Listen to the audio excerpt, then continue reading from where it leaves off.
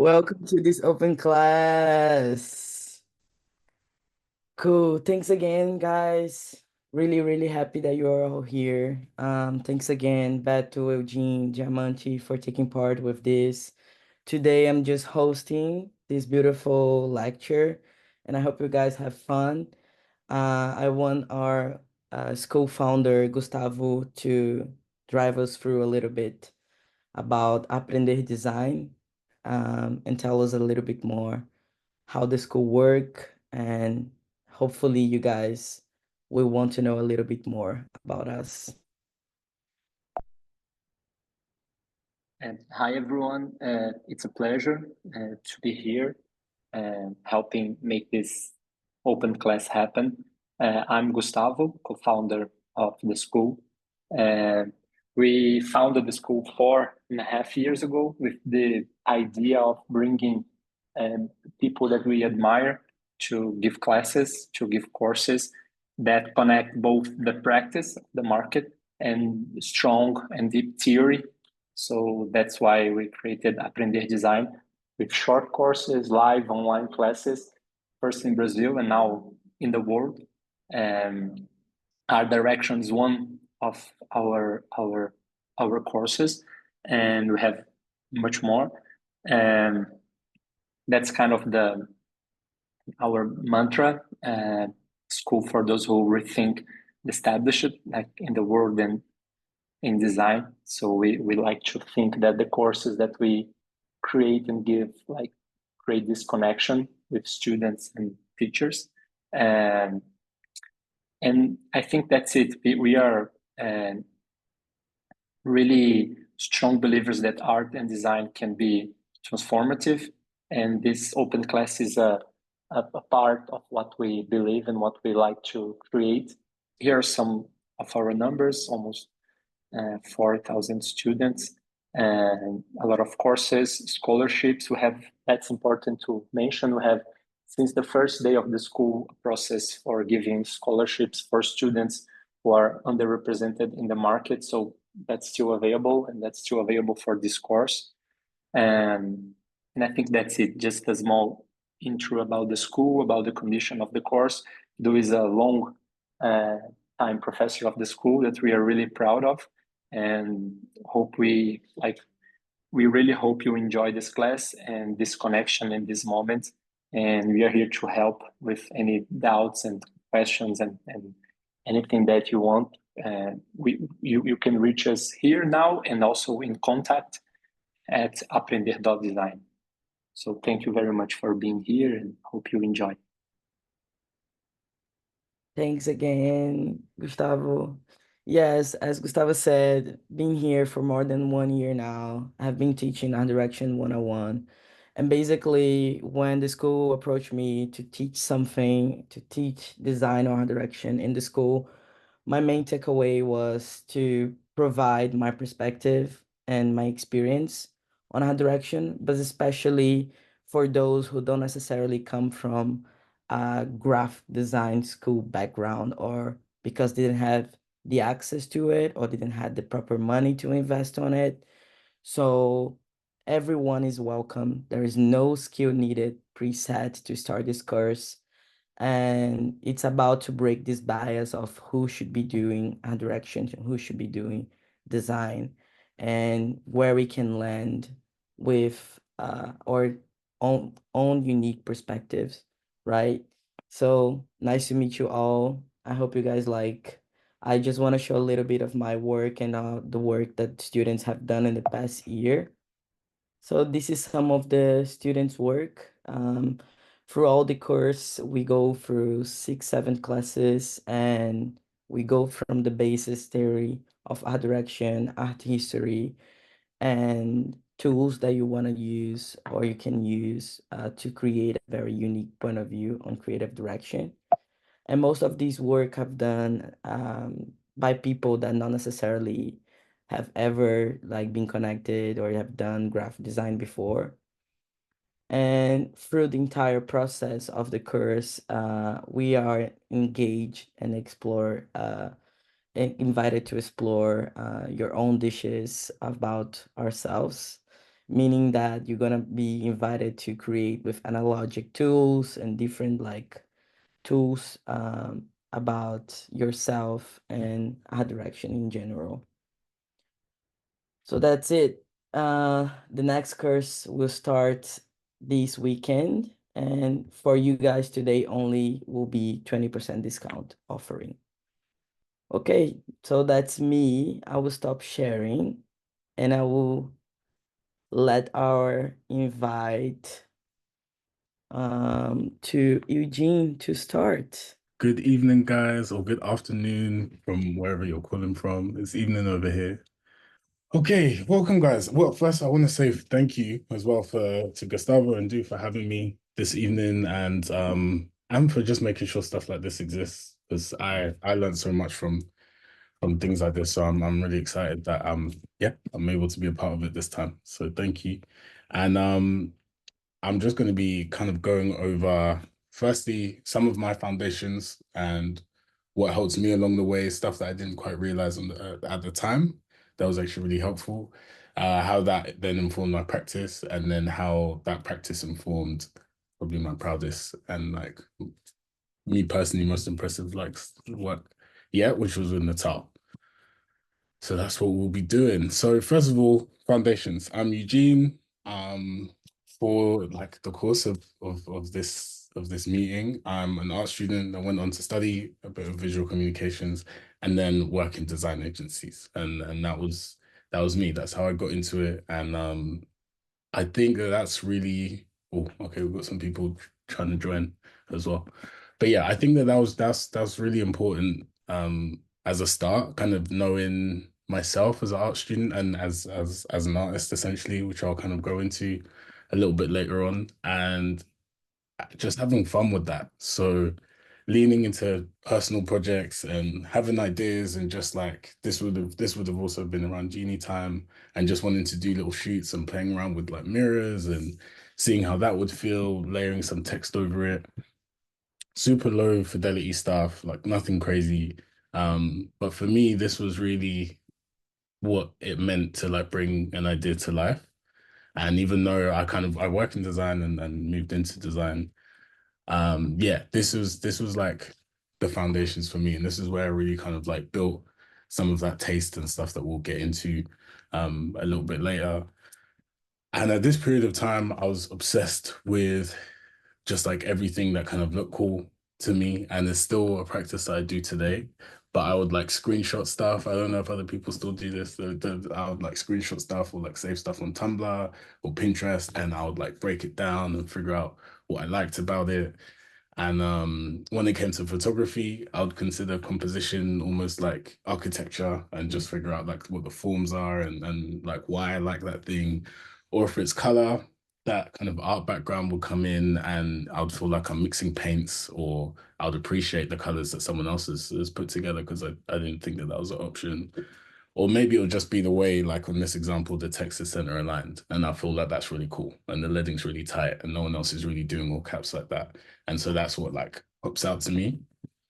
Um, yeah, and throughout all of that, I've found ways of like keeping it these days is usually on save. I just thought I'd put this up here because recently I've been doing a lot of editorial stuff, so a lot of like really strong imagery and just like treatments, and yeah, just finding out ways of like bringing them all together. Even if I can't necessarily do that in the day-to-day stuff, it'll come through in more personal work. So that's me, an artist practicing design.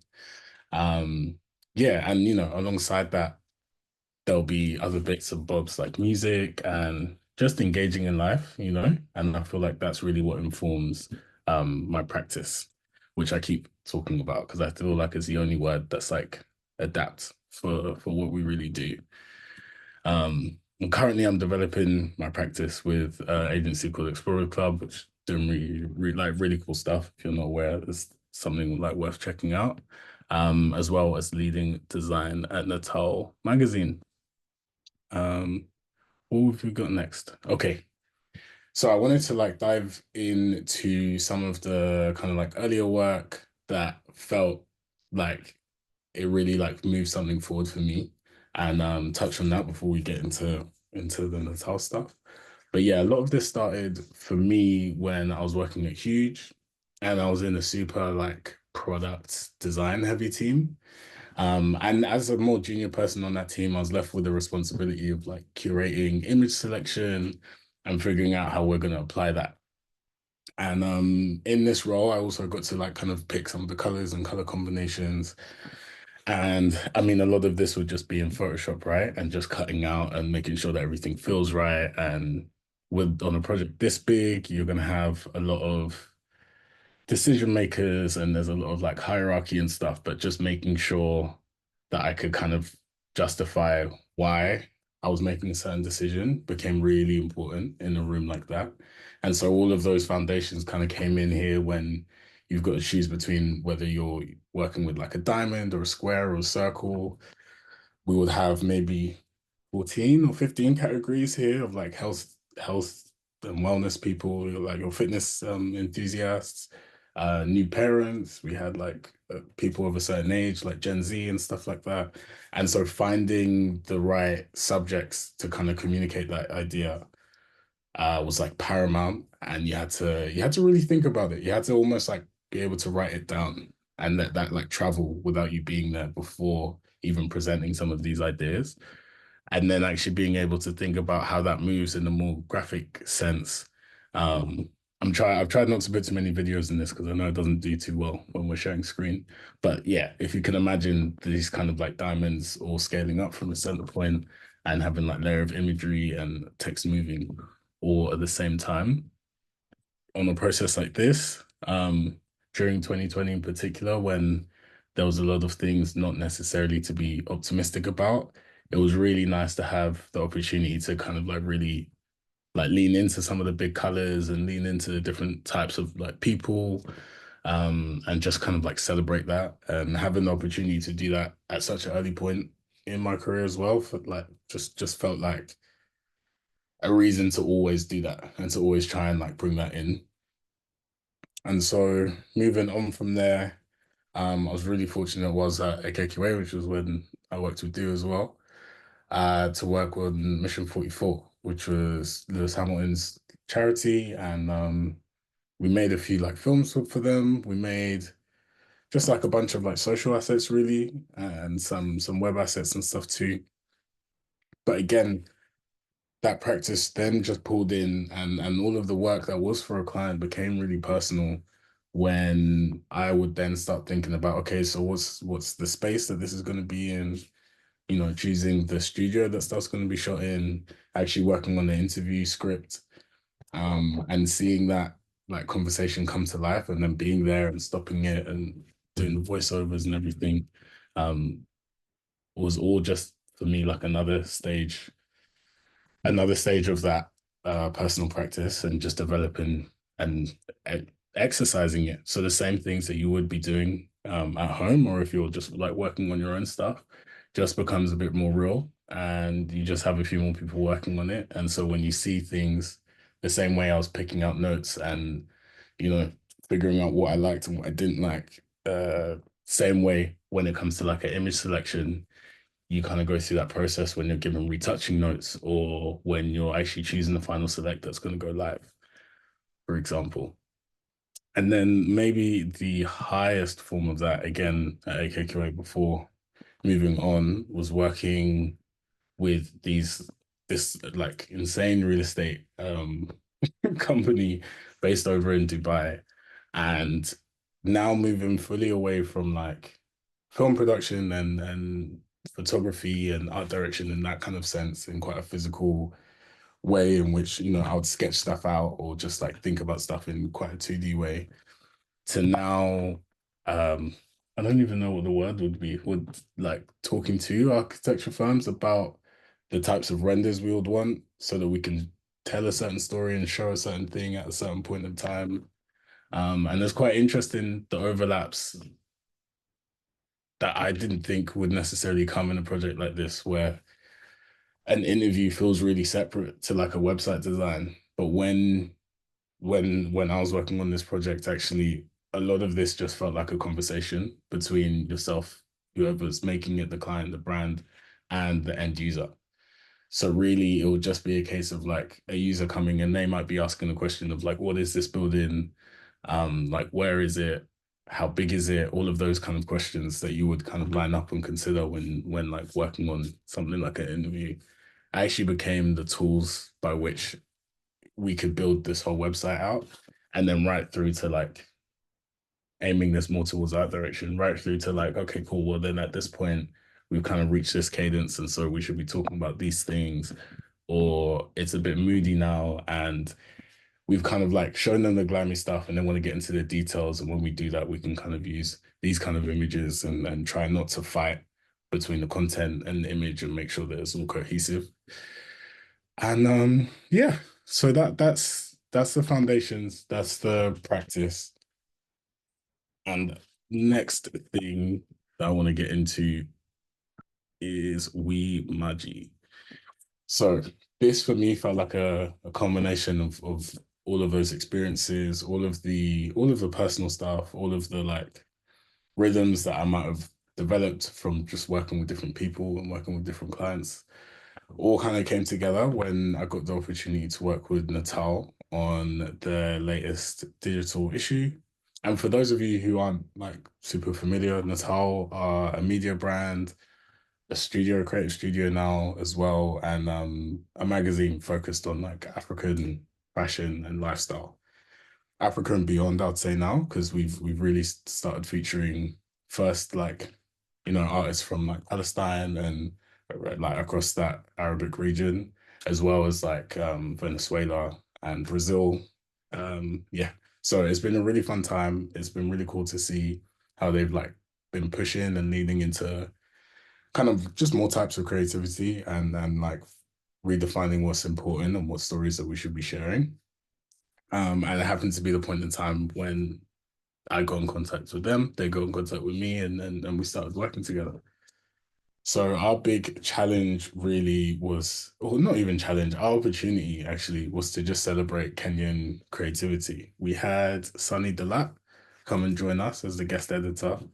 And yeah, he just strongly felt, and we all agreed that there hadn't really been a moment to just shine a light exclusively on what's happening in Kenya in particular at the moment. And so naturally, as you know, that being the place of his like heritage, we took the opportunity to kind of like center Kenyan creativity as well as exploring different pockets and making sure that there were also platforms, but making sure that like Kenya was at the forefront.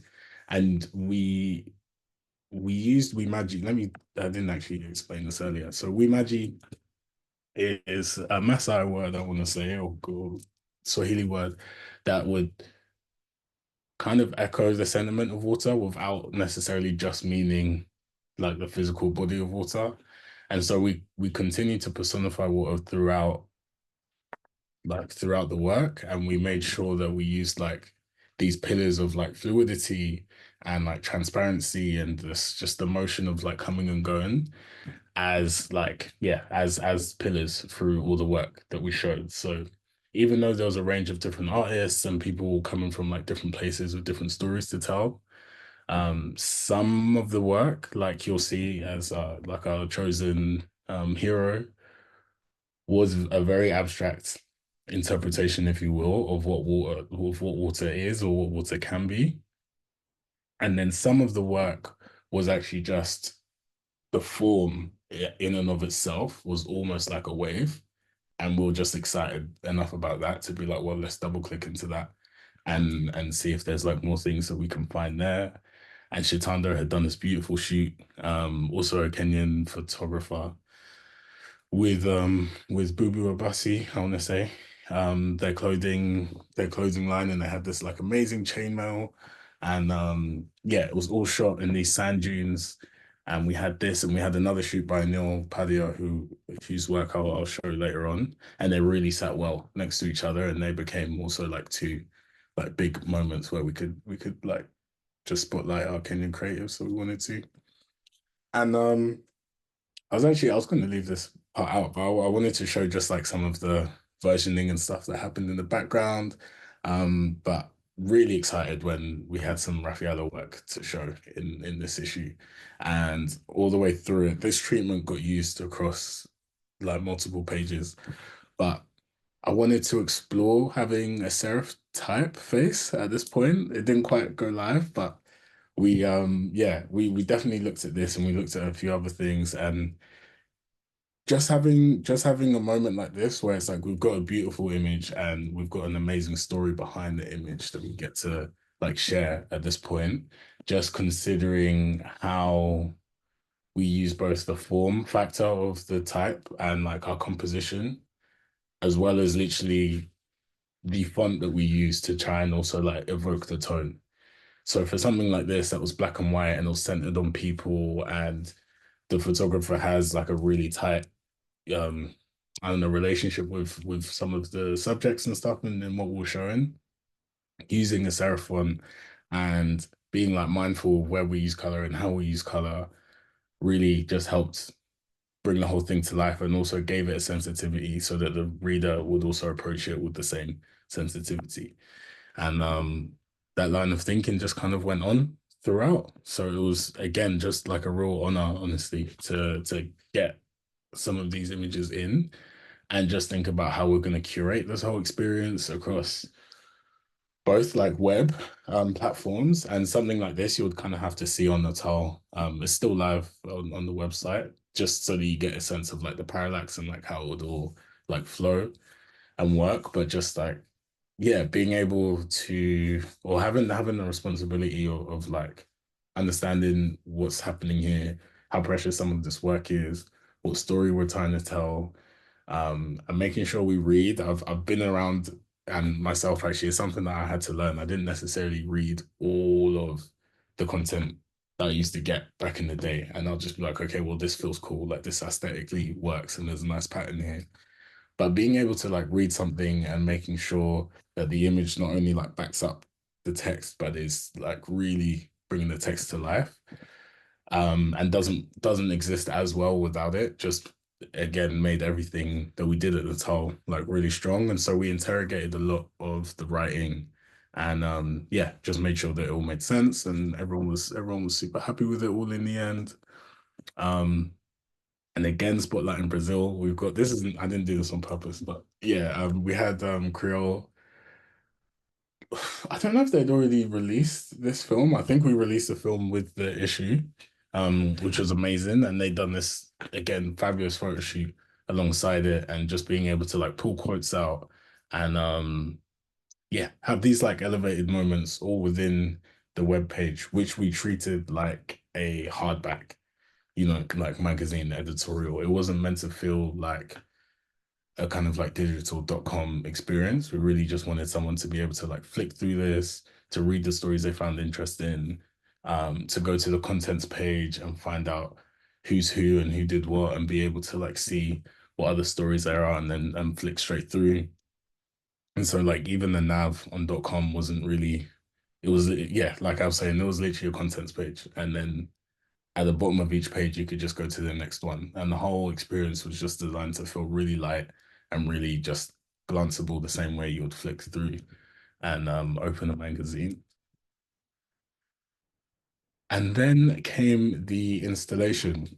So yeah, after building the site, or not even quite finished building the site, we found out from 154 that our proposal had been accepted, and they wanted to bring us to life in Marrakesh at the art fair, which was like again like just an amazing opportunity. So it was considered a special project. We didn't have anything on sale. We literally just brought the thing to life, and myself and Helen Jennings, who's like the editor-in-chief, and Marie Gomez, who's like a wonderful curator, also the creative director at Nataal, started building out what this world was going to be like. And it was really interesting. Again, some of the learnings from a mission like, sorry, from a project like Mission 44, um, and other like more practical stuff where you've got to do big pre-production meetings with people's PR teams and do all of that kind of thing. Again, became the building blocks for like, all right, well, we need to think about how this is all going to feel. We need to think about what's going to be on what screen, how are we zoning things out. Doesn't make sense to do certain things. Is it respectful to have this piece of work next to someone else's piece of work, or is it a film like Temple Road that got premiered there that kind of just needs its own screen? And when we got there, there was a lot of yeah, there was a lot of stuff that we learned on the ground. The projectors weren't what we thought they were, and then those, you know, those things we had to figure out whilst we touched Marrakesh. But yeah, it was just an amazing time, and the pre-production helped so much. I can't stress enough how important pre-production is for anyone who's just like, yeah, thinking about shooting stuff, or I'm sure most people on this call have got a lot of experience in it. But yeah, just as much as you can visualize and try and like R&D stuff, like the better. We got some projectors like back here, and we would test stuff and put stuff on USBs and send it to people, and just to make sure that when we got there, it felt right. And when we did get there, there was still stuff that was like, okay, we're gonna have to figure that out. This isn't necessarily reading the files the way that we would want them to. Some of the projectors were different ratios, and we thought that there would be, but there's always a solve. There's always a solution, and yeah, you'll figure it out. We had amazing people on the ground there, some great technicians that really helped us when we were there, and we had a couple of days to just prepare before public came in and started enjoying it. A lot of these films also do live on the Nataal site, but yeah, seeing it on a wall, because we didn't project it onto screens. Most of this was just on the wall, apart from like the films that kind of like needed that, felt like they needed that. There was such a sensitivity to Anil's work anyway, that with the whole like slow shut speed effect that projected onto a wall that also wasn't like perfect and stuff, just added another like sensitivity to it, another layer of depth to it that I don't think we quite appreciated would be the case until we got there and saw it live. And then we also considered the sound design. So we had the Amazing Creole film was playing for quite a lot of the time. There was this dance film from the group of like Black creatives in North Wales as well that was also on show, and that created some of the soundscape. And then we also just pulled some like wave sounds together, and we continued to just like build onto that.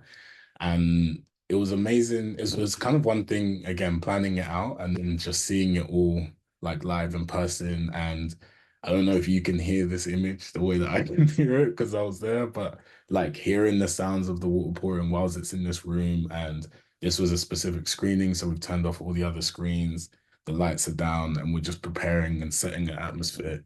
That yeah, that allow people to like really enjoy the work. I don't know how I'm doing for time, but I'm just gonna touch on like a couple of like the bits that came a little bit towards the end. Oh, I thought this would play by itself. But yeah, another kind of responsibility that came was also like building our motion system. As we had like all of these different types of content. Oh, will this play? Okay, perfect. Yeah, as we had like all of these different types of content, um, especially the film content, we just needed one kind of like red thread to put it all together and make it like ownable as like a Nataal experience. And this is something Nataal's actually got a lot of experience doing. They did Africa fashion show at the V&A as well, like last year, which I'd actually just gone to as a spectator. Um, and so like having seen that, I understood probably like the way that they like to go about it as well, and that was really helpful. And again, leaning back into that bank of references of just like constantly absorbing and documenting and detailing what I like and why I like it. I think here one of the pillars that I leaned into was this kind of movement of the water retracting when the tide comes in, and that was like enough to build out a whole like, okay, cool, so every time we move it's going to be just like this quite fast pullback. And then we had that, and then just a general kind of fade out, and there were the two motion principles that was built from like the concept again around water that we had. And yeah, largely at this point it was about just getting out of the way of the work. Like it was amazing creative teams working on this. Yeah, Makele worked on this. Tanzi Makele worked on this. It's also got like loads of films out at the moment. They're killing it right now. So yeah, the responsibility here was just like getting out of the way, um, making sure that it also came to life quite well on social, trying not to, yeah, just trying to not to make sure that anything like clashed and stuff. But when we got images, figuring out what worked as a set, what our like hero moments were, what the key beats were, what colors are working well next to each other. Um, yeah, this was honestly like this was a great time. And just yeah, just being able to like document them, having those little rhythms, all of those like moments. Again, this feels really personal because I'm seeing this like even I don't know if you guys are catching like the kind of like the gradient, but that for me, again, I feel like I can hear it. I'll talk about this quite a bit with like kind of like colors and just like cadence and stuff. It feels really similar to like drumming, and I've started learning the djembe drums like properly. But yeah, it just feels a little bit like that, and I feel like until I see that moment where I can feel that kind of like drum pattern, then it's not quite right. But yeah, a lot of it is really kind of like personal sensitivity to it, and that was a really cool moment to realize that like your opinion is first of all your opinion is a professional opinion, really, just like if you're working on something and someone's trusted you with something, you now have a personal opinion that's not just like a gut feeling. um and realizing that there's no kind of like magic behind that is just comes through like how much confidence you've got in your taste, and you'll get that the more that you like focus on developing it. So yeah, that's the most of what I was sharing with you all today. I wanted to keep you all like all posted because there's going to be some great stuff coming out from Natal this year. There's going to be more experiences similar to the 154 stuff. We're looking to do more of that. And it should hopefully continue to move because yeah, that was a life goal. That was my first project like on the continent back home. So that was really cool. And yeah, I'm looking to work on some more brand stuff, more web stuff as well with them. So there'll be more coming. But thank you so much for just sharing the time with me this evening. And yeah, if I've not gone over, I'll like happy to take any questions. Otherwise, I can give the screen back over Thank to you you. so much, Eugene. This is so, so inspiring. Oh my God, it's amazing. I want to open for like very few questions if anybody wants to ask Eugene any tips, anything about the work, anything about background. We can always jump and or we can keep going and then come back Yeah, after Beto and Diamante. Someone? that's cool. No? I didn't see any. Francis, you always say something. I'm seeing you there. No, I'm You good. are I know it muted. was beautiful work though, but I'm good. Awesome. Thank you, That's cool. Francis. I will always put you on the spotlight. Yeah, I didn't Okay. but I'm Ghanaian in case there's any Ghanaians on the call as well. So and that bleeds into everything and my faith as well. But yeah, between that, that's where a lot of it all comes I from. I do have a question though. Yes. What, like besides like of course the amazing work you did, how it Mm. was to change from like agency, like coming from AKQA and moving to a magazine more like creative side. Have you noticed like big like differences in terms of process and like terms of period of time? Because we know the agency side is such a fast pace. I wonder how it is in Natal or like smaller or like magazines or places like that. How is like how you felt the difference? Um, I mean, I think at the time that I left AKQA, and I still freelance just generally, so I'm in and out of Mhm. agency world. But yeah, I was kind of ready to like stop rushing through stuff. So I think it's unfortunate that agencies in particular don't give themselves the time to really like explore and interrogate all the ideas that like in the way that they should. Um, so it almost didn't feel like a change because I would have probably had to do the amount of work anyway that I was doing. And that might mean late nights, and that might mean like just thinking about stuff during the weekend and stuff when I should really like go switched off. And then being able to come in on Monday, like, right, okay, cool. I think we should do it like this.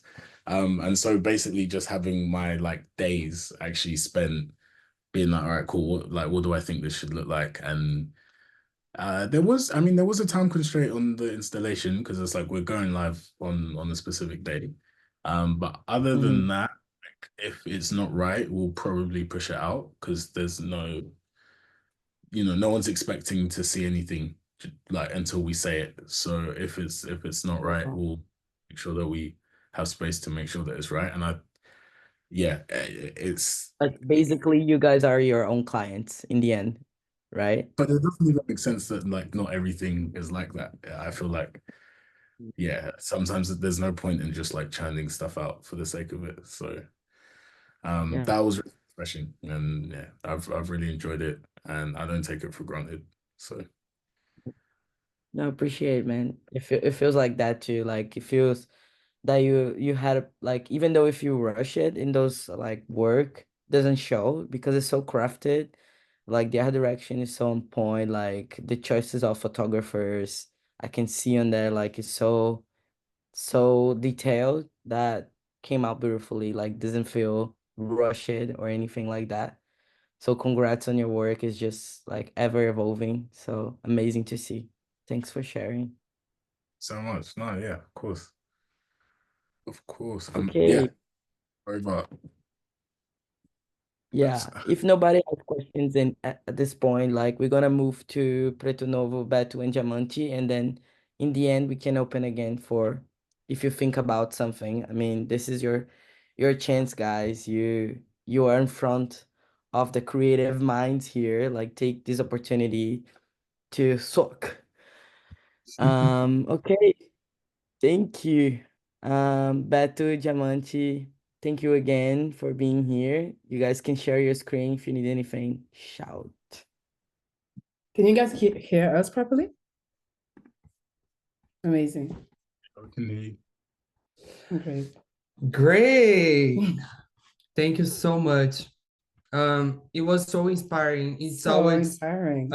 it's also great to, see like Black creatives around the world like connecting. And this is an amazing opportunity. So hi everyone. I am Beto. I'm the founder of Preto Novo. I'm here with my dear friend, business partner, and art director, Jamont. Hi guys, happy to be here tonight.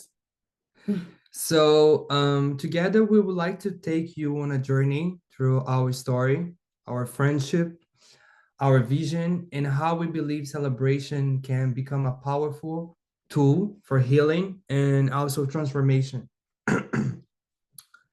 But yeah, first I would like to thank Aprender Design and especially my beautiful friend, Du, for this an amazing opportunity, for always believing in me and Preto Novo.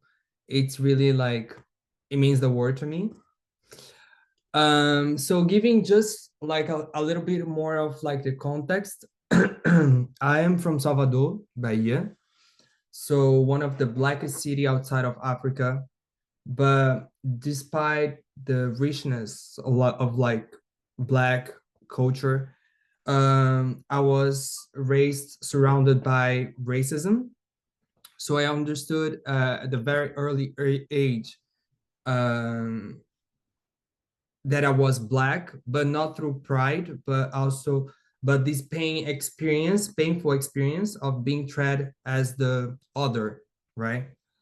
And in 2015, when I was 19, I moved to France, and I gained this identity as immigrant. And I think that's where Preto Novo began. I was living in Toulouse in the south of France, and if you know France, if you're not in Paris, you don't have many like diversity. I was like, I found myself with like couple friends, black friends in the university, looking for like activities, like sharing my experience as like a black person. Wanted to talk about like, you know, sharing experience.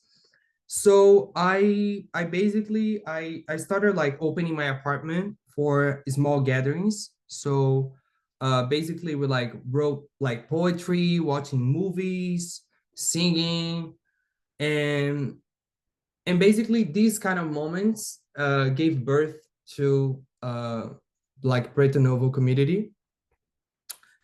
And it was so beautiful because I learned a lot about like the black French scene, because me as a black Brazilian, I was completely like disconnected to this whole reality. So for me, it was really important to know more about the blackness in France, because in France we don't discuss that much about race like in Brazil or in the UK. So for me, it was really important to uh, experience that. So I decided to also I wanted to share this whole narrative also for like my friends in Brazil. So with the help of my friend Breno, we put together a TV show called Diaspora. For me, it was like I didn't know I was black. Not up to when I came over to Germany. That was the point, because growing up in Nigeria, you only see black people. You don't see color. You don't see any other any other like. So yeah, that was Diaspora. That was the like the basically the first Preto Novos project. It's here, babes. Okay. And it's basically Diaspora was like a web series that we had, and we are like basically showcasing like stories in a very, I feel, political but also very like social in a way, because we were like showcasing, of course, like individual stories, but like also like calling out structure, calling out like this racism system in France and around the world.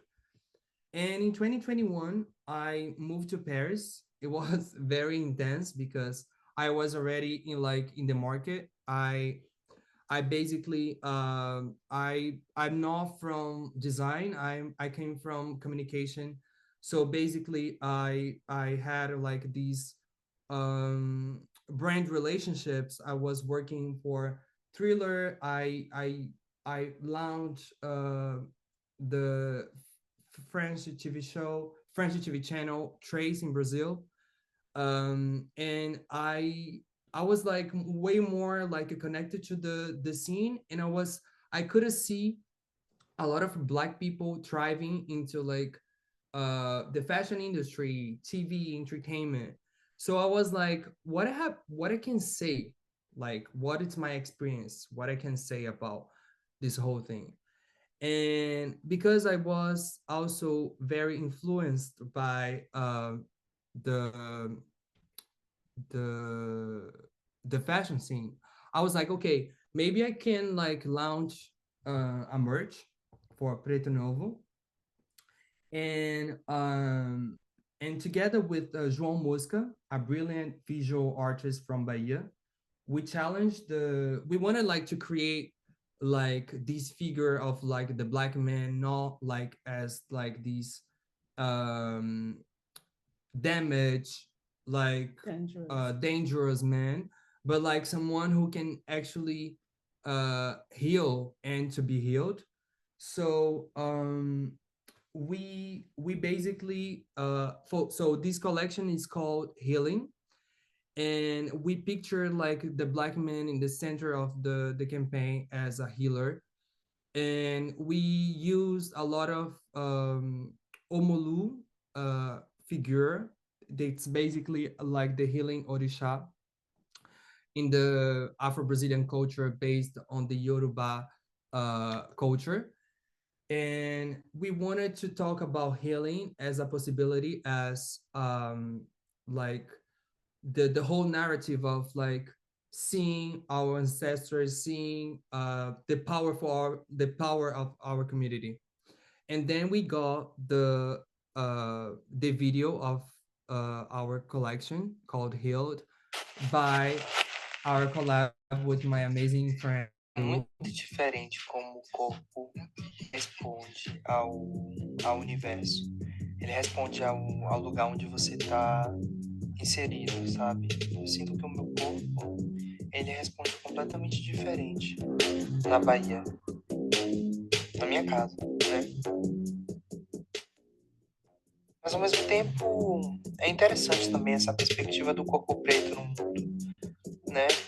Esse corpo que está atravessando histórias, lugares onde historicamente a gente não tinha acesso de estar, né? E eu tô tomando os espaços, né? Que eles falaram que não era pra mim, né? Tô tomando sim. Como assim não é pra mim? Como assim não é pra mim? É pra mim sim, é pra mim e pro meu povo. E vai ser lindo. Essa cura, ela não é uma cura passiva, né? Ela é uma cura completamente ativa. A gente sabe o que a gente quer construir. A gente sabe onde a gente vai chegar, sabe? E vai ser sobre isso. Vai ser sobre cura. And it has been about healing. And this collection has a special heart, like space in my heart, because so I was like living in France. I live in France, and then I decided to go back to Brazil to shoot this campaign, because it was basically like, for me, I was of course like living in France already, but I wanted to picture like like a Brazilian reality. And of course I wanted to do like the whole campaign in Salvador, where I come from, but in terms of like logistics was terrible. So I end up like doing in São Paulo, which is like also a special space for me. And we did the whole campaign with like Black professionals, which means really like a lot for me. um and yeah, basically we got like merch. We used a lot of like omolu references. And yeah, That's an amazing campaign. and then you can see a lot of like certain like people using our stuff, Community. our community. We had also crochet caps. With who did you do that? It was always with like Brazilian artists. We're like collaborating with like Brazilian artists. A hoodie. But for me, it was really tricky, because at the same time that I put it like 100% of like the investment that I did, I got back, which is really like crazy for like if you start like a fashion business. But I got like 100% of the investment. But I was like, okay, how I can like take these in a whole another level. And I realized that I didn't have the maturity to run a fashion business. So I decided to analyze the industry, and I got way more like I got way more closer to the fashion industry, working for brands as Armani, Havaianas, Puma. And now at that point I needed also to have a like visuals to get like this whole strategy in another level. So that's when I was thinking about Jamont, because I was like, okay, how can I just be in this like strategy part and like give you like like please be my solution, be the like the miracle of my life. and think about like visuals and the way like we can work together on this. So that's That's funny when, that yeah. you introduced me like that. I'm flattered, really. But what is amazing is that I feel like we both responded to each other's need in the perfect timing. First of all, hi guys. Don't know if you heard, but my name is Diamante, or Diamenchi, as Du said. Love this version of my name.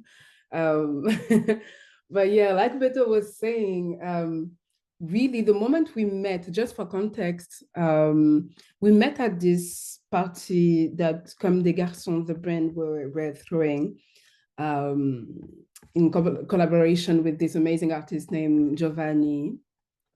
And at that specific moment, what is funny is that was kind of a party. Like a lot of people were celebrating. And so it's really in that way that me and Beto started to connect.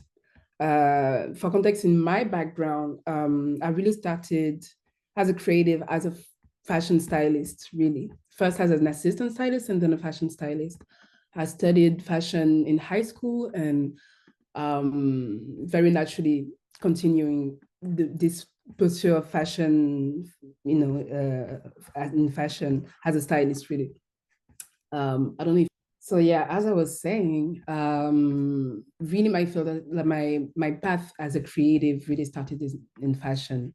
I guess because on a personal level, I was really questioning myself and my identity. Fashion for me was a perfect canvas to start with because the mix of aesthetic with storytelling, it's not really everywhere that you can have that, specifically on people. And I feel like really fashion and styling really gives you this opportunity to tell stories about you without having to use words. But at some point, I just felt limited in what I could say with fashion. Obviously, it's still one of my favorite language. But at some point, I just, felt the need to tell more, maybe to, again, use less word and find ways to visually tell stories about me, but also about people, about my culture. As a queer Black woman, also to find ways to express things, but also represent my community. So quite naturally, video, because I was a big fan of music videos, I was a big fan of films, and that was really part of my identity in a lot of ways, where I was dressing, the way I was doing my styling process was really about music videos and movies, really. I just picked a camera, basically. First, it was my phone, because it was easy and it was through Instagram and nobody could really limit me. It was really just, I can do whatever I want with my phone, and I decided to use it as a tool. And what is funny is that I really used it as a space of freedom for me. I didn't want anybody to tell me what was good, what was bad, the technical stuff was not really a question for me. I just wanted to express myself and find ways to be understood visually. And what is funny is that this is how I started to have more opportunities in that field. Magazines and brands started to ask me about my process as a director, which I was not in that moment. And a person very close to me at some point offered me a camera. I had this project in mind named Rebranded. Oof. I'm gonna let you see a little bit of it. Je m'appelle Mélissa Bon.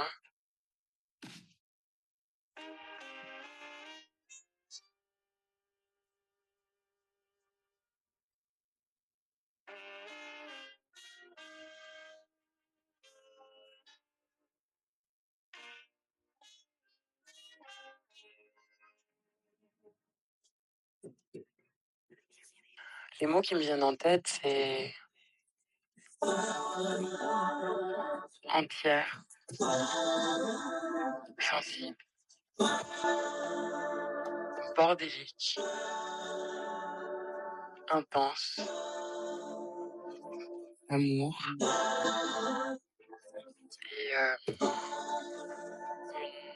la joie.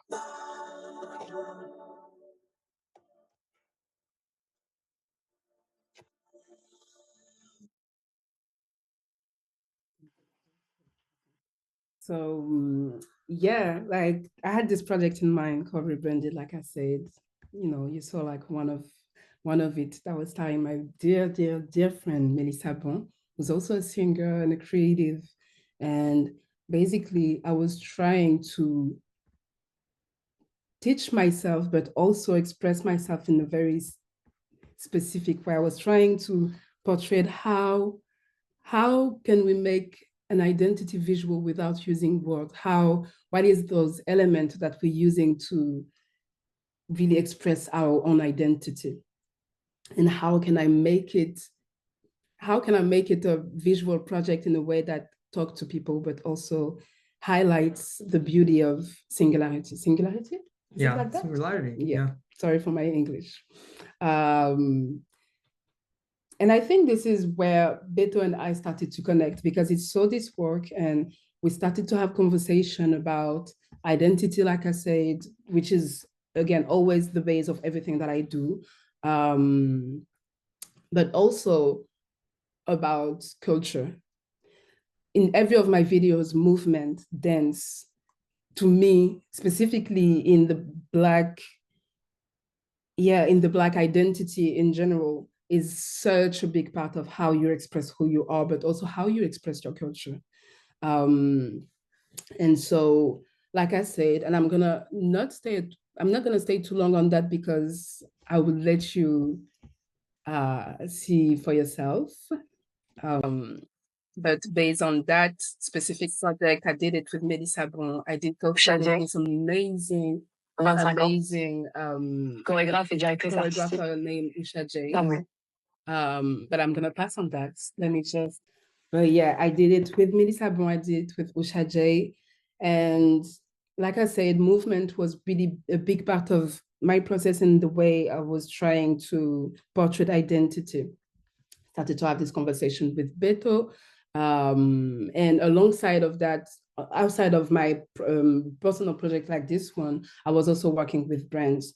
So I was approached first with I was approached by Acne Paper, who's Acne Studios magazine, for whom I did this video.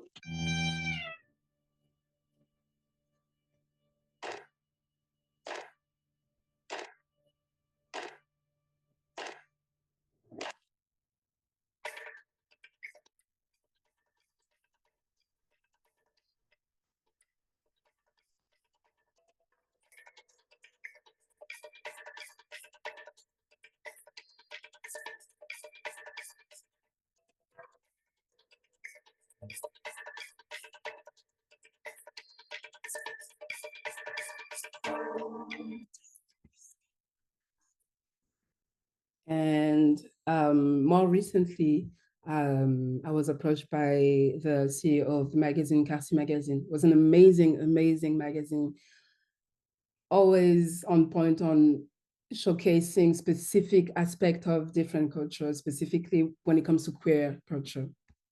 In this specific project, the artistic director was Glenn Bon, and he was also working with this amazing photographer that I think a lot of people knows, Gabriel Moses. And they did their own thing when it comes to photography, and based on what Glenn wanted to showcase, came with this specific video that I shoot for them. I'm not gonna stay too much around that. I'm gonna let you guys see for yourself. I'm just gonna show 10 seconds of it.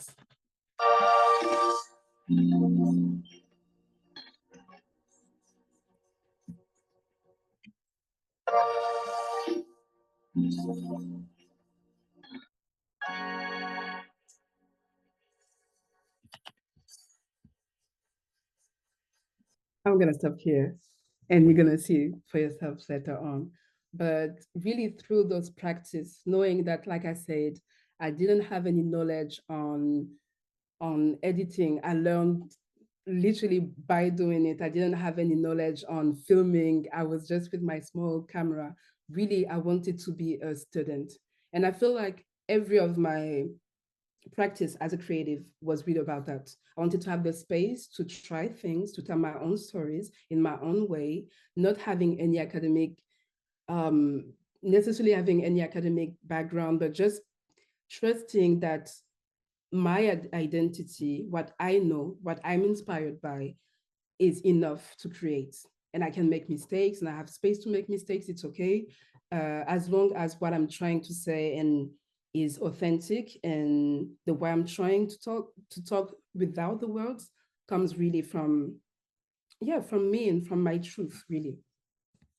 So yeah, just being able as a creative to grow like that was the best way for me. But now that I had new opportunities coming from brands and like from all the ways, I started to have fear because I needed to find ways. How am I coming as a professional, knowing that I don't have a professional approach, but I have a very personal approach to it?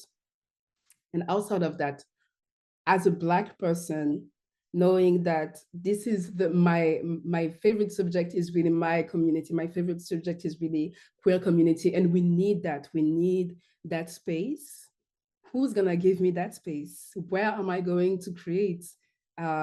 If I want to talk about how we celebrate our culture, if I want to talk about how the differences and also the similarities between a Black Brazilian man and a French Congolese woman, who's gonna give me that space? And outside of that, knowing that I come from the fashion field and the fashion industry, how we find ways to make the stories and keep the stories that we're trying to tell authentic, but still be part of the how can I say it, the not strategic, but really the, like when you're trying to, oh my God, I'm losing English. When you're trying to sell an ideas, Yeah. Yes, we're selling ideas, we're selling product, but we're selling with an authentic story. How can we keep it authentic?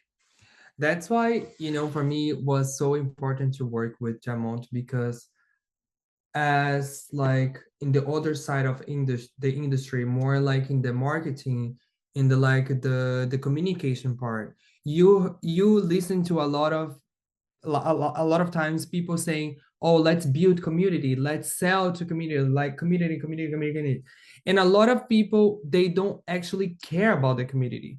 They don't know about the community. They're not from the community. And that is the whole process, because people are actually designing experience, designing like the whole narratives, and they don't know anything about it, and they be selling it. And that's, for me, is the main goal, actually working with people from the community. And we are talking basically about our experience, the way we connect, and it's so cool, because basically the whole campaign that we did for Puma, and because we've been working with Puma this year, and it was basically us. So we put up this idea together. Was like, okay, let's just like show to people the way we like pre-game before a party. And like basically our friends came to mine, and we were like shooting. And Diamante, okay, let's just talk about flirting, and basically the how we go. Exactly. Yeah. Because for context, outside of everything that I did by my own, me and Beto kept this discussion of trying to work together. We both had this need. He has this need of having a team and creating a real community around Preto Novo, and how can we make meaningful projects, and how can we focus on visuals in a way that makes sense? How can we contribute in the culture, really? Really, and the narrative of tomorrow, basically. And I needed a platform for that. I needed a space where I could also express those, those ideas and those values with someone that understands completely where I was trying to be without having to be perfect again, but really focusing on authenticity. And so this campaign that we shot, I think it was in January. Yeah, for Fashion Week. Yes, for Fashion Week, for Paris Fashion Week, was really the first time that me and him were coming together with this idea of, okay, we have Puma who give us support. Beto has already launched various parties for a year now with through Preto Novo. He did the Baile Preto, who was really like a party that was focusing on creating a safe space for Black and marginalized queer people.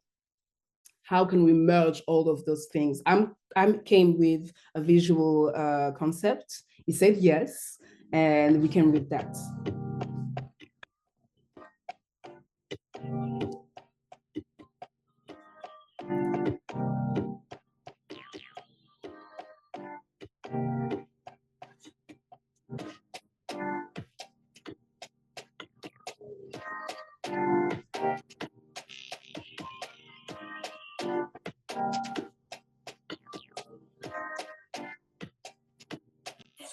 We need to be outside. Like I said, it's not be outside.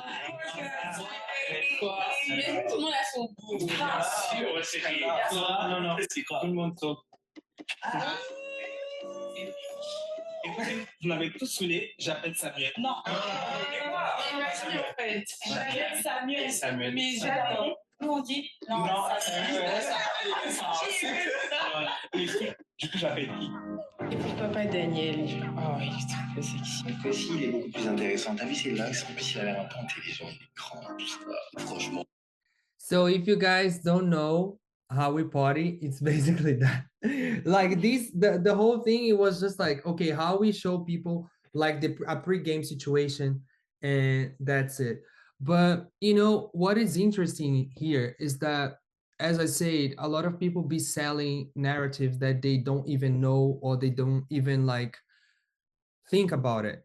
And the whole thing for us, it was basically protect our community, because with this whole thing about selling, people actually come to parties that they think that, oh, they're gonna be protected, they're gonna be celebrated, but actually, like, these organizers or people that are behind the projects, they don't even care about those communities. So our whole like our main goal was like, okay, we are like inviting our community to these like parties, but how we make sure that those people are protected, those people are celebrated, because we are like pulling up with like a dance hall, pulling up with the baile funk, we are pulling up with the like hip hop, all these like amapiano, Afrobeat, all these like rhythms that come from those cultures. So how we make sure that all these people are basically like protected, celebrated. And of course we had a problem because at the first event, I decided to put on in the flyer, this party is a safe space for Black people and all type of minorities. And someone came, like not just one person, but like some people came and were like, oh, you know, you're being racist. In France, we don't say ta la la la. Because for the context, it's true that in France, the idea of community, specifically when it comes from non-white people, is really something that is triggering for a lot of people. Where for us, it was really a necessity. Yeah. So him and like literally us talking about like creating a safe space for this community was important for us, because having a space where we can truly be, just be, not in an exotic way, not being here for anybody, but really just existing fully and truly and just celebrating our existence was so important. So like, yeah. And I feel that, you know, basically this year our partners, so we got like Puma this year, and we got some other brands that we're gonna like announce in the next few months. They be knowing that, they be actually like, they know the impact, they know that it might not be like 100K community, but people are actually coming, creating impact. We are like really like we did this compromise with our community, and it's so beautiful because of course we have to think about like, you know, the sustainability of like a business, but actually like connecting with brands that actually give us the freedom to protect our community. It's so important for us. And I feel that for this project in particular, Puma was so special for us because they treated our community so well. Of course, like, you know, I'm not selling our partners, I could, but you know, it's just that giving us the freedom and like basically those people that you guys are seeing, some of them are influencers, right? But like we didn't pick them for that, you know. Some people basically are influencers but never had any type of like partnership with big brands. So that's also the goal for Preto Novo. It's connecting talents that basically brands are not seeing, mainly in like this fashion environment in Paris where people are actually so not diverse. And yeah, just like having the opportunity of like showcasing like these talents through our partnerships are it's so important for us. And this year we are having the opportunity to bring Preto Novo to New York. Yes, the city that truly connects us. that's really where we connected. Yeah. Like that's actually very exciting because really Preto Novo just have 1 year. Like let's start there. And this is why I emphasized earlier about trying things not in the most perfect way, but really in an authentic way, because I really think that where Preto Novo and Baile Preto wins is from authenticity. And so going in a city like in like New York, knowing that this is where we connected. We went to New York in 2022, I think. So yeah. And really we knew each other, like I said, because we met at this event in Paris, but we really connected there in New York. And we connected because of party, we connected because of music, we connected because we went to all those places where we were just so happy to be represented, but also people were so comfortable with themselves. So yeah, it's really like a full circle moment that we're having. Like we're living, like I think it's in May, end of May, June. But also, you know, like we are not like naive. We Yeah, of are like course. also facing like one of the most threat like for like Black and queer community in general in the US, in the course. whole world. That's why for us it's so like really Essential. important for us, like the work that we'll be doing now. And I'm really like I don't even have words to like to thank you for like bringing also your perspective, your vision, your like the way you think about like projects. These are like the last fashion week. Yeah. And I don't know if you guys have already like had the opportunity to experience a fashion week in Paris. It really doesn't look like that. So having like this kind of people like in a such like iconic place in Paris was really important for us. And yeah, so basically these are like the flyers for Baile Preto.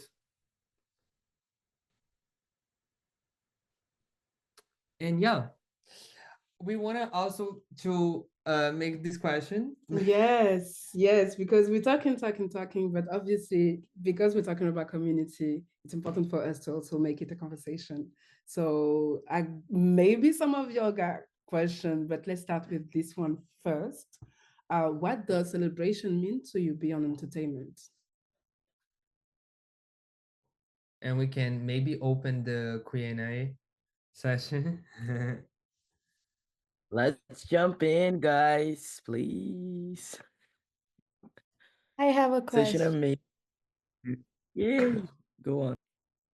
Thank you guys for the presentation. It was awesome, really inspiring. What I'm curious to know is for you, Beto, and for you, Diamante, how was the transition or like the escalation from doing personal self-initiated works from and then to starting partnerships with big brands? How was that like?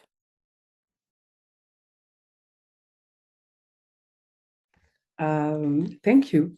First of all, thank you for your question and thank you for the compliment as well.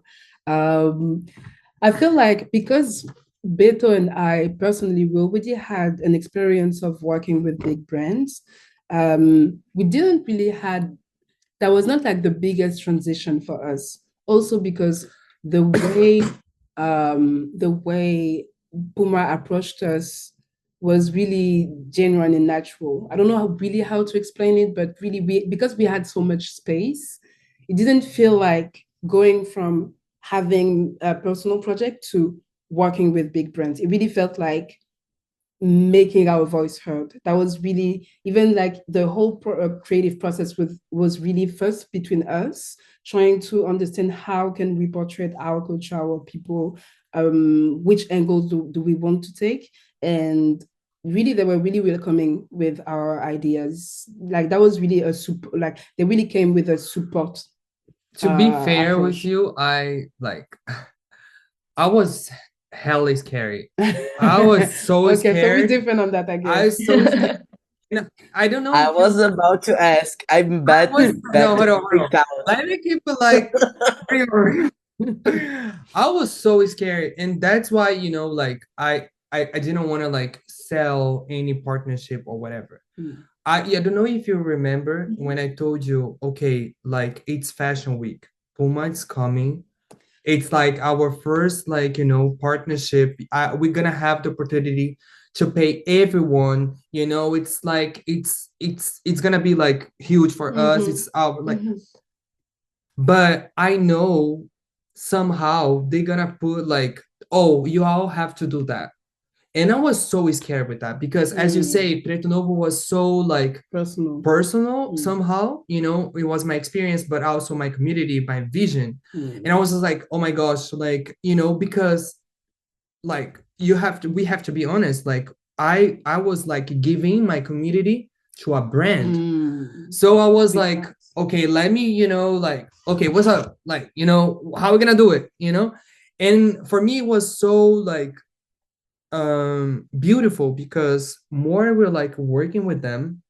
I was working with Jamont, and we realized the freedom that we had for the whole process, and that was like for me like the best, like the best way. But I guess I understand what you mean. Yeah. And I guess also we had a different feeling about that because me, I really my participation in Preto Novo is really the visual aspect.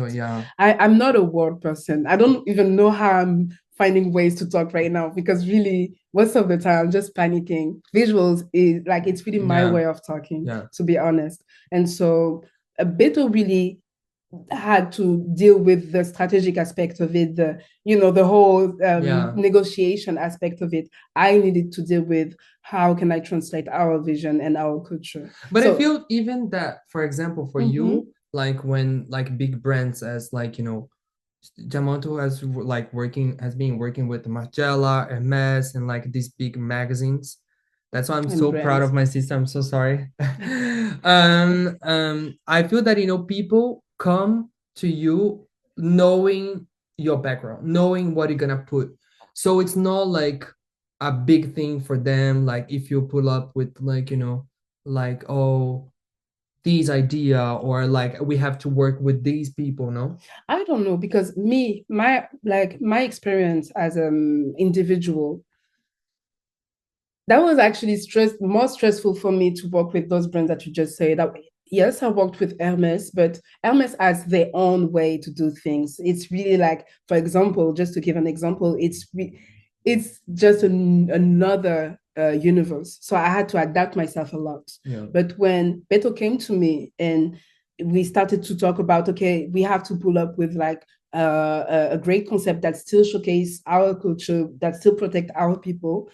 that was different for me because I had freedom. Obviously, we had like ups and downs, and you know, and we also started to really work together. We did some stuff, but really, that was the first time that we were experiencing together in that way. But the process was so different for me because yes, I had an experience with big brands, but in a way that was where I was, that was still amazing, and I'm still grateful forever. But I still needed to adapt myself way more than in that process. So this is what I'm saying. For me, it was different. Obviously, I had my own stress in other ways, but I was not panicking about, oh, we're going to work with Puma or anything like this. I was more like, oh, yes, I'm finally going to be able to be myself and to showcase the people that I want to showcase.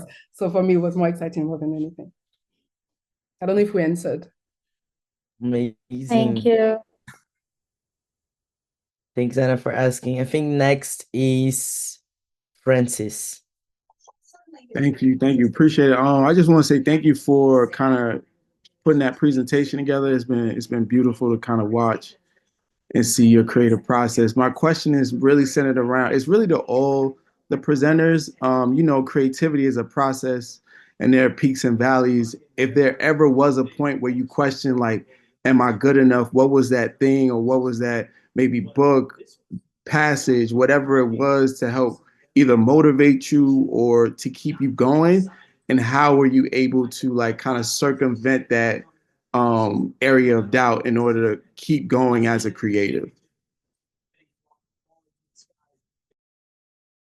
Eugene, Beto, Diamantes for all of you.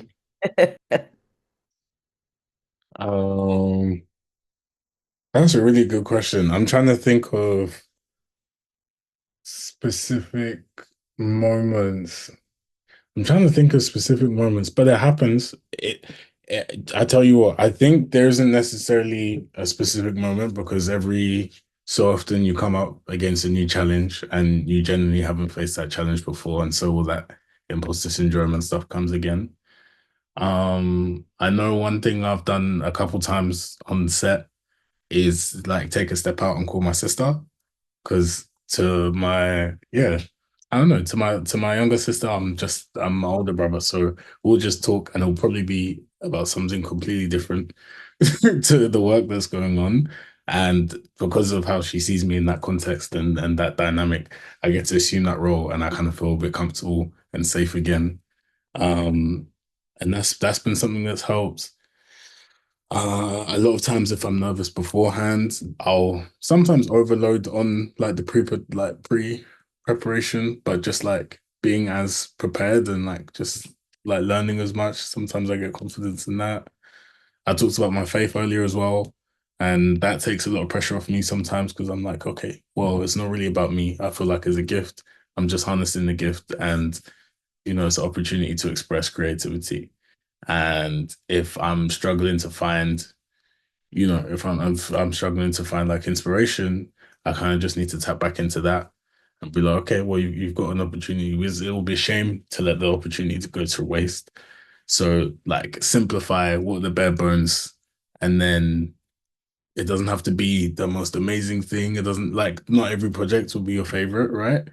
So it's just like, all right, let's just bring, what story are we sharing? Like these guys were saying, like, what story are we sharing? What's important? Who's it about? Who are we speaking to? Like, what do they want to hear? What haven't they heard in a long time?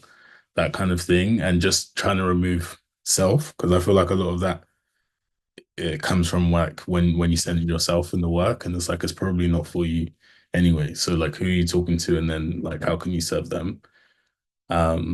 Yeah, and it might not feel amazing, but like usually you'll get to the end of it and it's like you just, the fact that you did it and it's like out and live in the world is like the most important thing. So yeah, kind of half answered it because there isn't really like a moment and then like, okay, cool, after that like I was fine, but there are probably ways that I've like dealt with it in the past and continue to like deal with moments where I'm just like, I don't know. Yeah. Yeah, that's it. That's it for me. Actually really inspiring to hear all of that, and specifically when you talk about your faith as well. It's true that sometimes we tend to focus ourselves into us, like the ego trip of it, like, oh, I have to be so good, but yeah, like you said, like it's so much not like it's about us, but it's also not about us as creatives. I feel like there is also like a deeper level where, like you said, like you have a gift and you're just sharing it to the world, and it doesn't have to be perfect. That was really inspiring. Just wanted to say that. Period. Maybe period. Thank you. I appreciate it. Appreciate that. Beto, did you want to? No, okay. Okay. Good. Okay. Next. Well, yeah.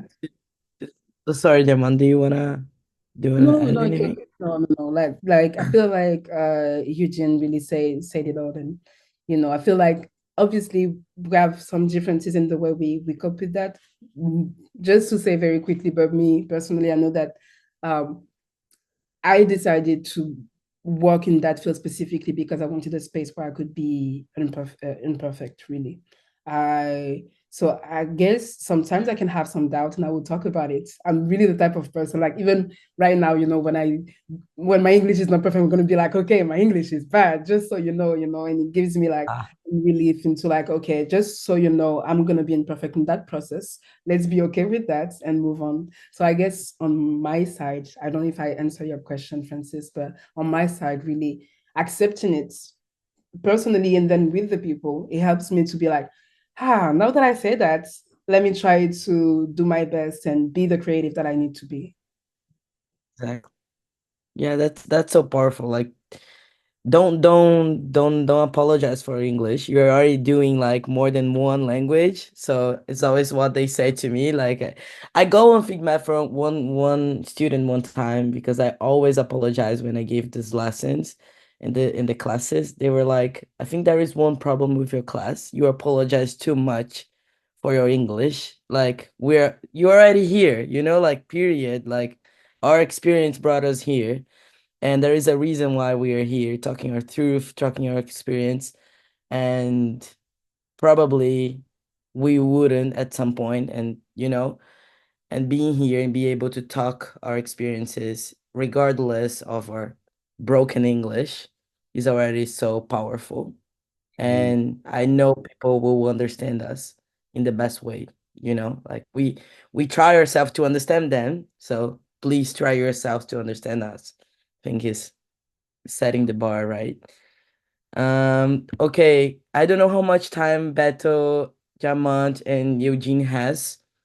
We have Daphne and Samira who want to have a question, and Mercury who also want to have a question. Are you guys okay taking those people taking it? Sure. Okay, let me know. Let's talk. Let's go, Daphne. Hi guys. Is not question, just for say thank you. This is high level. Yes, you're working for all of you. So amazing for all Black people in Brazil. So thank you so much. This is amazing. And when you come to Brazil, say me and I want to learn more. Yes, it is, guys. Thank you so much. This moment is amazing.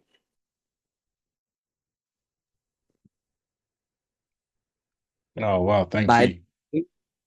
by the way, Daphne is a great art director. Google her. She's amazing. Okay. Now Thank designer, you. now designer. So I'm Now trying. designer. Yes. Yes. Next one is Samira. Do you want to ask a question? Hi, everyone. Thank you so much for your presentation. I just wanted to say it was amazing. Thank you for sharing like your creative process, but also your doubts and your struggle. It was really inspiring. And well, to help with the Preto and Diamante question, I think a celebration for me is whenever I'm free to love, like when love flows, whenever I see the sky getting nice at 8 p.m. and it's almost summer, or I get stunned by a grandma style and she's 80 and she looks gorgeous. Whenever I'm vulnerable and love just flows without permission, like flows out of my mind, for me it's a celebration. I do have a question. I wonder, like, I don't have a fashion background or a design background. It is something that lives inside me, though, and I'm looking to make more space and time for it. So I was asking, if you had no background and you were to start today, where would you start? Like, who would you speak to? What skills would you go after? What do you need, to just jump in? Thank you. Samira, thank you. Maybe yes, you should tell us. Okay, Tell us three everything. things. First of all, thank you, Samira. I know Samira. Samira is a beautiful friend from That's Cape what she said. Verde. I'm so touching you here. Thank you so much. She's a really good creative person. Second thing, I think you spoke about a really good thing is that we are trying to like do more like different like formats for like Preto Novo now. We want to explore more like chill, like let's go to the nature, like dinners, because I feel that the party format is really good, but we also want to promote like moments where people can actually connect. We are also like aware like of also like addiction problems with like alcohol, drugs, and also we're like now in a like how we can create like safe, truly safe space outside of like those moments. So yeah, and the third point, just to answer your question, I'm not from fashion at all. I'm not from Paris. I'm from Salvador, Bahia. So of course, we like I had so much like privilege of like being here in Paris and could have like basically get like these whole like atmosphere, like like events, people. I'm surrounded by amazing like professionals in fashion now, so I feel that my position would be like different, like because I live in Paris. But I feel that, like these opportunities, for example, I feel that, Preto Novo, and I can say to myself, I'm always open to collaborate. So even Daphne, let's talk. I feel that, like as a creative person, you have to talk to people. You have to like ask questions. Don't be afraid of like start new things. I feel that, like creative people are very like, okay, should I ask?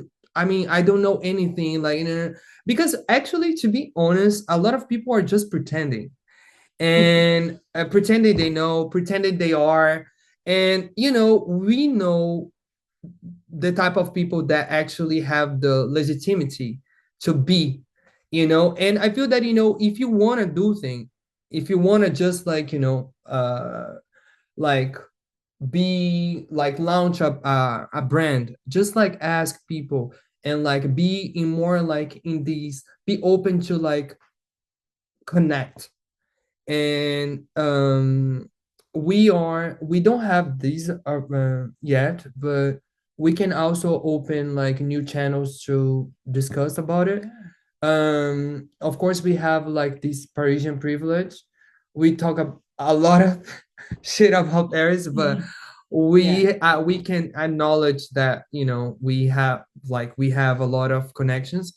So if you guys have any like questions or like more like fashion oriented like questions, don't hesitate like to send us like a message. We are of course not like also like, you know we're not on the top of everything that we have to do, but we definitely with this with our in our level, we're definitely open to, to talk about it, because it's true that it's so hard to know what you're supposed to do when you want to enter those type of fields. Like fashion industry is hard. It's not an easy field at all. But one thing for sure, like I do feel, in my opinion, that you just have to try things. Me, when I started in fashion, I started with my best friend, who was also one of the most amazing stylists out there.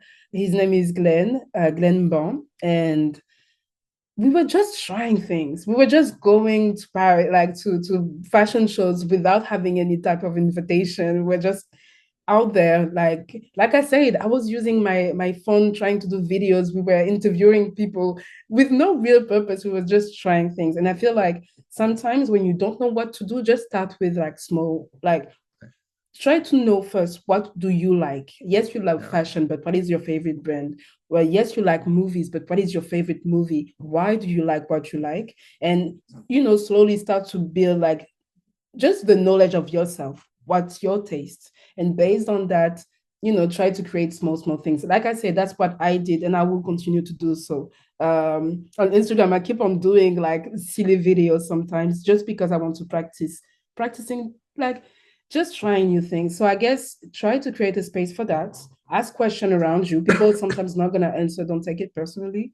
Just keep on mind that you're doing it for yourself. You're trying to create something for yourself. Yeah. So baby steps. And like I said, I think shape your own taste. Know what you like, why you like it, and practice different things, I would say as well. Yeah. Bang. So good. So good, so good. Eugene, you wanna add to that? Ooh. No, same way. I think everything was covered, between the two. Yeah, I think the only other thing I was gonna say about like asking questions is because I know sometimes a lot of times it's like scary, especially if you recognize the person from somewhere. But like honestly, I know it's all the cliche stuff, right? Of like everyone's been where you are before. So the person who has that big brand also at some point had to start the brand that didn't have a brand, right? And like a lot of the time they're not actually trick questions, but if you don't know, like you literally just don't know. But I'm trying to think of examples off the top of my head. I don't know. But when if you've seen something and you've understood that you like this thing and you would like to, I don't know, reproduce it as well, but you don't know how they shot something or like all of those things, like the person will know the answer, and the worst case is that they don't get back to you. Best case is you find out how to do it and you're able to like, see out your vision. I feel like it's a pretty Yeah, I feel like it's a pretty good, pretty good scenario. I So wanted to I just wanted to add about like this business knowledge, because we were talking about a lot of like the creative part. But for me, not coming from a background where like I had like parents to help me, or like people that actually are mentors or whatever, you gotta know the business. You gotta know what you are like putting in the market. You gotta know like which type of product work or not. And that's why somehow like I feel that like I truly had this yeah this force now, because I'm not like forcing myself to like create like visuals uh and like have a person, and I can like basically get more and more like educated about how the business work and what the brands want, what a client like look like. Of course, it doesn't have to shape like your creativity or like what you want to put to the market, but you have to understand that it's also, at the end of the day, it's a business. And you gotta like know, you gotta know how to defend your product, gotta know how to defend your idea. And I feel that a lot of people don't say that. And yeah. And also a lot of people don't know that outside of that. Me, Yeah. it's definitely something that I'm keep on learning, because I'm very, like I said before, again, I don't like to go and see people and tell them hi, seem like, to be completely honest. And I know I'm not the only one. There's a lot of creatives that we all love that they're not comfortable with that, and I feel like also it's important to acknowledge the fact that know yourself, but also try to surround yourself with what you like. I guess that's yeah, the other thing that I'm gonna say. But like I said, I feel like in my collaboration with Beto, we responded to each other's need at some point, It doesn't mean that you don't, like, there is like definitely a part that you have to learn, I'm learning every day to go talk to people and everything, obviously. But outside of that, sometimes what you are and what you can give is enough for the other person. Yeah. So I guess also keep in mind that yes, you're trying to create something for yourself, but everything is collaboration. So Yes. yeah, I would say just to finish. Great. I think one thing that I wanted to add is from Eddie, and I think she's here, or it was, but she was the the the guest from the first talk that we did last year. And one thing that she said and resonate with me, and I think everybody that was on that call, and I still keep it to today, is like consistency is key. Like this one phrase, like keep doing it. Doesn't matter like if you think or anybody else will think it's ugly. Doesn't fucking matter. Like just keep doing regardless. I think all the things and tips that you guys said, especially what you keep saying, Diamante, like about knowing yourself, knowing your taste, knowing your roots, is so like important. I think this is like the DNA of the curse, like because it's so much how I try to build my own self. Because I know I didn't have the contacts, I didn't have the rich father or anything like that. So what do I have is my own truth. Like I need to put it out. Like I need to do the way I know it because sometimes about the questions, like Eugenie said, you're gonna be surprised how simple the answer is. There is people who are not gonna reply to you because they don't want to as well. They don't want because some people want to like they want to be so protective about some processes, thinking that you're gonna give up a space, you're gonna give up opportunities. And like just be open, like just share, like there is space for everybody in the top. I mean, not everybody's top, but like you know what I mean. uh just open up. Like you don't need to be so protective about your ideas, your processes. Like insight is so powerful, and like feedback from great people is so powerful, so be open to that you know anyways, just feeling very inspired by all your thoughts and words. Like I could stay here for hours and hours just listening, but I know everyone is a different time zone or have things to do, life to live. Oh, sorry, Mercury, you had a question. Sorry. You had a question. I don't want to skip you before I say bye. Hi. You can go. Yeah, hi, thank you. Is everyone hearing me well? Yes, yeah, we can hear you. Yes, perfect.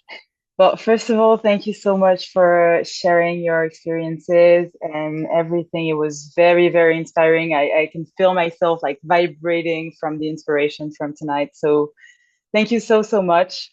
I'm trying to put out my work as an art director, as everything that I've been doing for so long, but I feel like the most obvious platform would be Instagram, but I have something against it. I don't want to depend on it.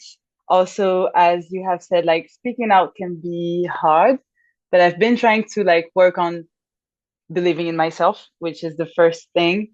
But like, as a beginner, to put yourself out, would you have any other platform ideas, or should you like, I mean, would you recommend to like conform to Instagram just to get seen, I guess?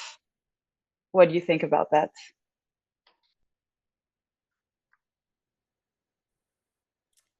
That's actually a good question. Would you? I don't even think that it's like very professional like type of like tips. I feel that just know it's so important to know your people, because when you get it, like when you start anything, you're gonna sabotage yourself. You're gonna think that you don't know, la la la la la. And I feel that when you got like the right people around you, they gonna support you. And I feel that, you know, a lot of people, they don't surround like by the right people. I feel that, you know, and of course we discussed about asking questions and like having this mentorship somehow. But I feel that, you know, we are in a such a collaborative like process in era that I feel that if you don't like if you don't have like the right people around you when you start something, I feel that it's really hard. And I feel that you only got that when you try new spaces and when you like actually allow yourself to be more open. Yeah. Does it answer your question, Mercure? But no, I feel that, you know, a lot of it's not like, yeah, that answer, but I feel that, you know, it's a tips. Okay. Sorry. It is really interesting. It is really like enriching to have this in mind and keep this in mind, and it really it resonates. So yeah. But also just about because you talked about platforms and, you know, like, does it have to stop like with Instagram or anything like this? I feel like when you don't know where to go, internet is a beautiful place to start. You know, like when you like literally you can go to events, but who are you going to talk to? You can go to, you know, like to different places. You don't know who you're gonna talk to, you know. But Instagram or TikTok or, you know, any other internet platform where you can show visuals and creative, like use everything that you have access to. You know, I really believe in that, obviously. And I'm not even a big I'm not even that big. Like on Instagram, I'm not even posting that much or anything like this. But I do feel like when, for example, just to also connect with what Beto was saying, when we met, we could have just stayed friends and just be like, oh, that's a cool guy. You know, we cool, we love each other's vibe. But then we had TikTok, we had Instagram, I had my own website as well. You could see like, oh, okay, she's doing this, you know, it's interesting. And I feel like, yeah, again, I don't know if I'm answering your question properly, but yeah, I just wanted to go back to what you were saying about which platform, where to start or where to connect or where to find your, you know, your people, because I feel like not everybody is a social butterfly. It is. I'm not. But but yeah, internet is a beautiful place to just be, you know, with kind of no fear, you know, nobody knows you and it's okay. You can just do your own thing. And you know, I feel that I don't know where you're from, but there are a lot of Brazilian people here, and we're like just asking, or this whole thing about like, you know, oh, come to people and ask people. Brazilian people gonna do that anyways. Like, you know, I feel that, you know, it's way easier like to connect. That's why, you know, for me, every time I go to Brazil or every time I see Brazilian people, I feel that are like, you know, there is such a like a creative thing because people are connecting, you know. And these are like more like tips for like, you know, people based in like Paris, London, like, you know, in the Western. I feel that, you know, like capitalism has been like forcing us to think that you like sharing or like, you know, having like this collaborative process, you're gonna like miss opportunities because people gonna be better than you or whatever. And I feel that, you know, protecting your own truth is so important because brands, whenever like whatever like whatever like what are you saying, brands are gonna know how to make profit of it. If you're really good, brands are gonna know how to make profit of it. So believe in your truth and just like do your thing, boo. Do you you know, just that. I love it. Thank you so much. I will hold that in my mind and try to be better with the internet and social stuff. I was also gonna just like piggyback off that, and it doesn't if because it seems like it's a personal thing with like Instagram rather than just being online. And so if you find that Instagram isn't really your platform at the moment, it doesn't have to be Instagram, but it is definitely important to just have somewhere like a little corner of the internet, whether it is a website or if it is, I mean, back in the day, I don't even have Twitter anymore, but back in the day, Twitter was my like go-to. I used to like just temperature check stuff. And like whilst it was still, it's still a baby idea, and see if people were reacting to it. And I was like, oh, okay, this is cool. And then I might flesh it out a bit more. And like there's communities everywhere. Like there's little people, Pinterest influencers, and like Threads is like its own little world that's pretty separate to everyone else. And yeah, even like your kind of like Tumblrs and stuff, kind of coming back, and like there's loads of little like different pockets of the internet. So yeah, I would just recommend having somewhere. So even when you are at that party or that event, or you like cross paths with someone else that's also doing cool stuff, you just have that really quick way of being able to be like, hey, this is like, without explaining everything, this is like a little bit about me, and you can get a taste of it and then stay connected. So yeah, and it's nice to see everyone dropping their hats so we can all look in. Thank you. Awesome. Thank you so much again, guys. Okay, so I think that's a wrap. I appreciate again you guys being here, sharing your magic with us. But yeah, thank you again. And reach out if you have any questions. We are on Instagram, LinkedIn, yeah, favorite platforms. And that's all. Thank you, Eugene. Thank you, Beto. Thank you, Jaman. Thank you to you. Sorry for not pronouncing it so right. I love Diamante. I love Diamante. That sounds good to me, really. And thank you for creating that moment. I can't believe Beto is such a sassy little that he never said Diamante. He now just speak French. He now just speak like with accent. honey. But to be fair, he called me Diamante. He called me Diamante. Either Diamante or Dingy. And just to finish, like follow and support your local, like your local guy, your homeboy, support your like your friends. Like don't wait your friends to become like big, the next Preto Novo. I'm kidding. Just like support your friends before that, and yeah, just that. Period. Yeah. Support your friends. Let's stay with that. Yeah. And take care. Take care. And Bye, drink guys. water.